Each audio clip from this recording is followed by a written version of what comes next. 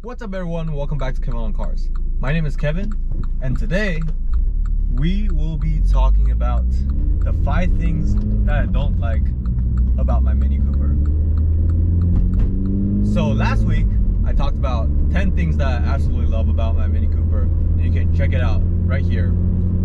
And this week I will talk about 5 probably like really nitpicking things that I don't really like about it. So let's start off with the first thing, which is the loud road noise inside a cabin. So because this Mini is really light, as I talked about last video, that it weighs less than 3,000 pounds, so it uses a lot less noise deadening materials around the cabin, so that contributes to a really fun experience when you're really ripping it. But when you're just going on a highway, going at like 65, 70, 80 miles an hour, just cruising, and you get a lot of road noise, especially if the pavement is not absolutely perfect, and it gets really annoying after a while. But this is kind of like a double-edged sword, because on one hand you get all these sounds from the engine, you get all the road feel, like you want the enjoyment of driving a Mini. But then on the other hand, when you're driving, let's say for me, coming back from school on the highway, just on a daily basis, when I want to listen to music and enjoy the Harman Kardon system, it makes it less enjoyable. For me, I will pick the noisier cabin all day, every day, rather than like more refined one, just because I really love the engagement you get when driving this car. So yeah, when you're buying this car, this is just one thing you want to consider. If you really don't like the road noise and you get annoyed by it, then you probably want to buy something more comfortable and like less noisy. But for me, I want the sound.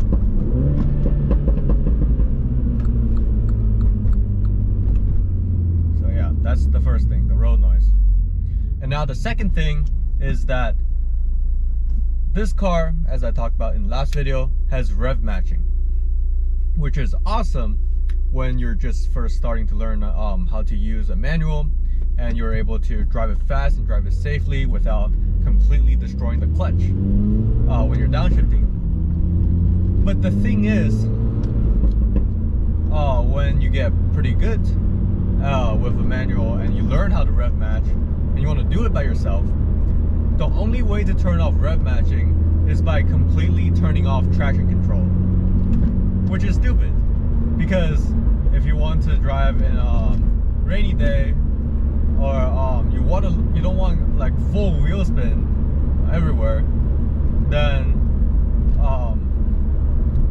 you just want to turn off the rev matching while leaving the traction control on, or half on. So for me, the ideal setting is turning the traction control half on by pressing the DSC button just once, and still I can turn off rev matching.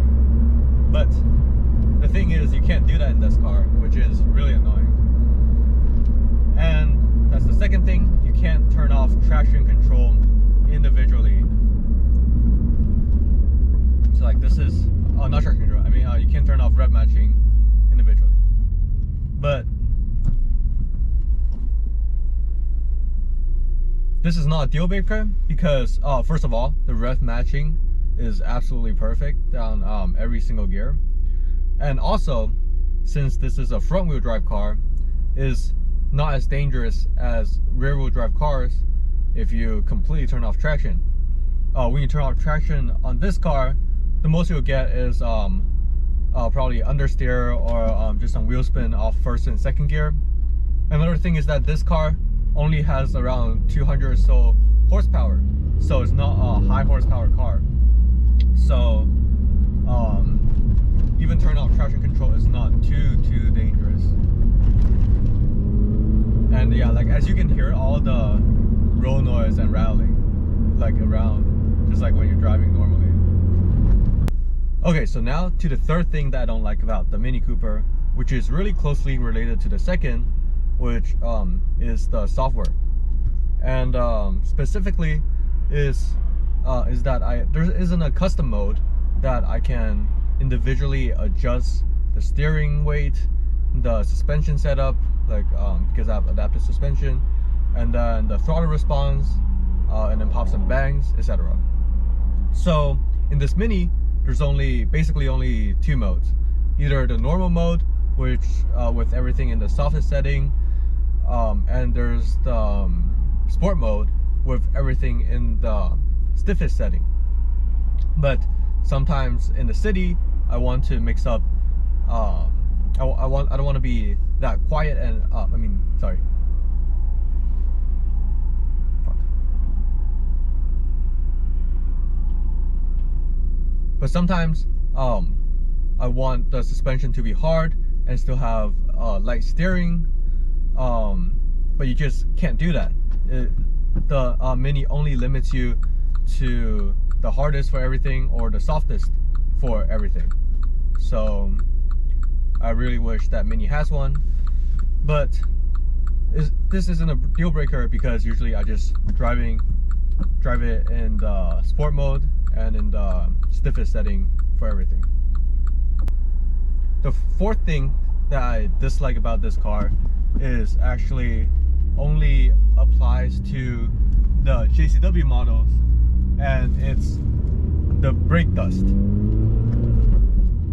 So last week I talked about how good these Brembo brakes are, but there's one drawback, which is the immense amount of brake dust that's produced by these brake pads from the factory.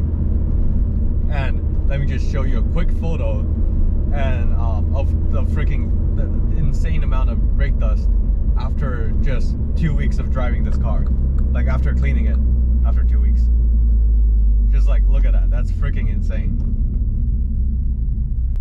And this is obviously a solvable problem, and I'm thinking of doing a brake upgrade to the to a brake pad that's has less brake dust, which I'm thinking of getting this yellow stuff from the, I think it's the ECB brake pads.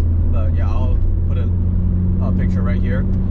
And apparently these are really good stopping power, and also has less brake dust than stock, which is awesome, because I don't want to clean my wheel every single day after driving.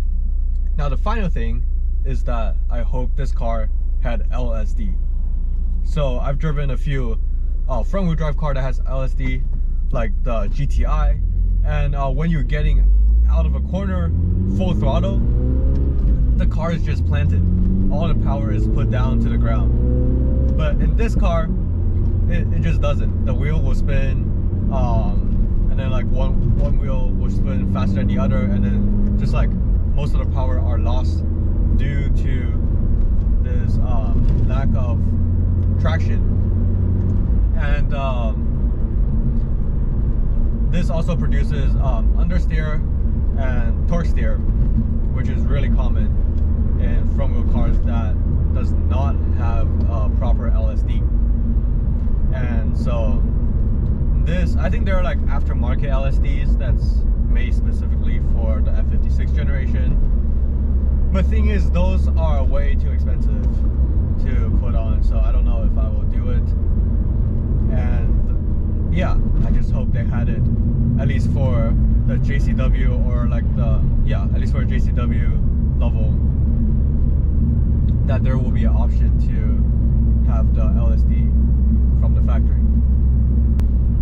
So those are the 5 things that I dislike about my Mini JCW, and none of them are really deal breakers, because obviously I'm still owning this car and I'm loving it every single time I drive it.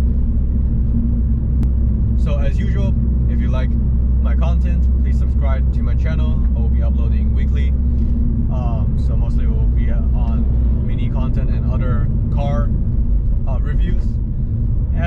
as always, drive safe, have fun,